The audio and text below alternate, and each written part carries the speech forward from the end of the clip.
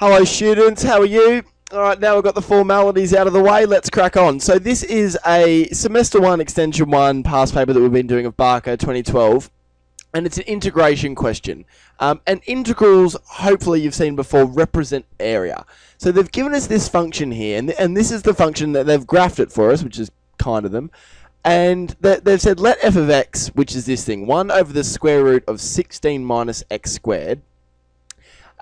So this is that graph. The graph of it sketched above. Find the enclosed area between this graph and between the limits of -2 and 2. So what they're after the area between the graph. So they're after this part, and they're also after this part. So they're not just after them individually. They're after the sum of this green bit and this orange bit.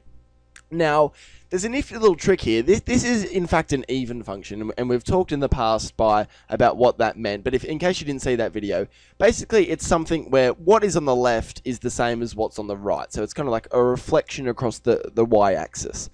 And when you're integrating like from 2 to -2 or 5 to -5 or something of an even function like this, we can use a little trick that stems from the idea that what's in the orange here is the same area as what's in the green because it's symmetrical. So what we can do is we can say this area, so it's equal to the integral from 2 to -2 of this function.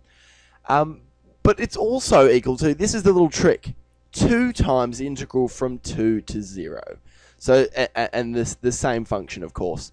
And what we're saying there is that, you know what, it's going to be easiest for us because when we sub 0 in, calculations just get way easier, sorry, not bigger, just way easier. So what we're going to do is we're going to find just this orange area here. And then what we're going to do is we're going to times it by 2.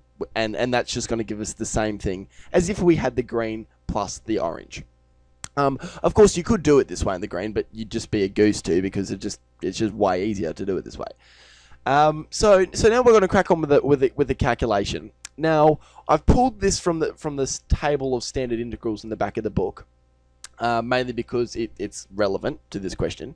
And so this is the exact same form as we've got here. So we've got the minus x squared and the square root sign, and we've got a squared, where a would be 4 here. So a squared is equal to 16, so a, of course, is equal to 4.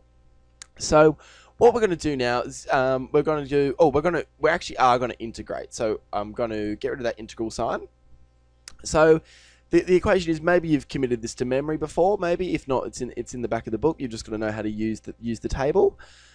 X is the same, and then on a, and a in our case, as described earlier, is 4. And I'll put a little limits in a different color because blue is surprisingly menacing. So we're going to now just sub in. So we're going to go the inverse sine. So when we put 2 in here, we're going to get a half because 2 on 4 is a half. Minus now the inverse sine of 0 is 0. So I'm not even going to write that. So we put the 0 in there, and the inverse sine of 0 is 0. Now, we need to know what the inverse sine of a half is, so you could pop it in your calculator, or you could just do what I do just out of habit, and I always have these little triangles hanging around, our exact ratios. So you can tell that sine of 30 is going to be opposite over hypotenuse. This is op, and that's hypotenuse. So sine of 30 is going to be a half. So this is 30 degrees, but in radians, because that's what we do nowadays, that is, of course, pi on 6. Wonderful. Just gone be a bit more consistent with my brackets next time, eh? And 2 pi on 6 is, of course, pi on 3. And because it asks for the units, so find the area, I'm just going to write units squared. Beautiful. So just recapping, we use the trick of taking advantage of the fact this is an even function, and we're just worked out, instead of the whole area, we've just worked out the area from 0 to 2 and times it by 2. Nifty little trick, you might say. Well done.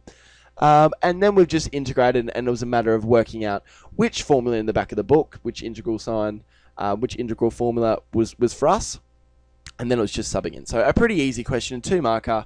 Hope it was clear. See you in the next one.